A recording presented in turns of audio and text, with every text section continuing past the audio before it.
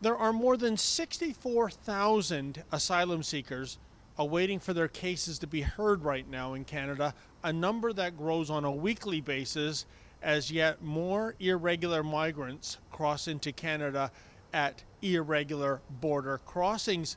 Meanwhile, Immigration Minister Ahmad Hussein has signed on to the UN Global Compact on Migration, and the UN notes that currently there is about 258 million migrants the world over. So, in other words, the sky's the limit when it comes to Canada padding its inventory of irregulars. Yet, how much is too much?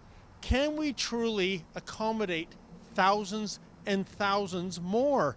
After all, here in Toronto, the homeless shelters are jam-packed. There are almost 9,000 homeless Torontonians. The situation is so dire that some people are pitching tents and living year-round here under the Gardiner Expressway. What's wrong with this picture? Well, we're at the Spadina Express off-ramps just west of Spadina, and what you notice right away, folks, is this desolation. There is heaps and heaps of junk.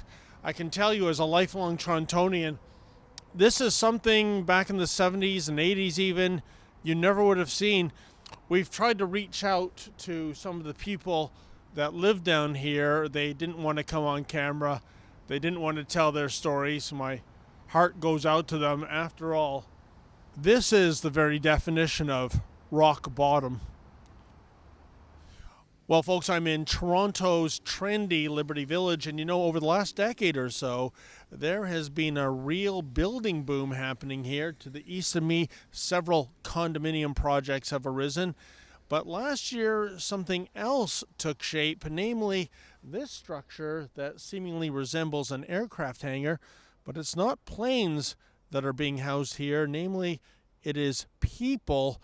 This is a building that has 100 beds for the homeless to make use of, and you have to wonder, is this indeed Toronto's future, to continue erecting these temporary that become permanent homeless shelters to accommodate the homeless, a problem that is being exacerbated by the increase every year of more irregulars, refugees, and asylum seekers? Well, we're at our third and final stopover when it comes to examining Toronto's desolate underbelly. This is the Don Valley. There is a development freeze here. This is part of Toronto's floodplain. And yet, folks, if you go deep enough into these woods, you will see the telltale sign of human habitation by way of sleeping bags, chairs, and tents.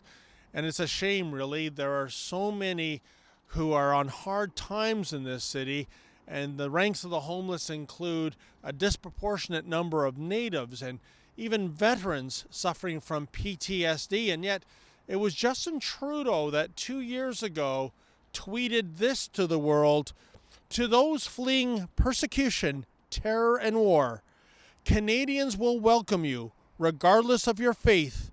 Diversity is our strength. Hashtag welcome to Canada." Yes, hashtag welcome to Canada. It makes you wonder if our Prime Minister has heard of another catchphrase, namely, charity starts at home. For the Rebel.media, I'm David the Menzoid Menzies. Hey folks, you can listen to all Rebel shows as a podcast. Please go to the Rebel.media/listen.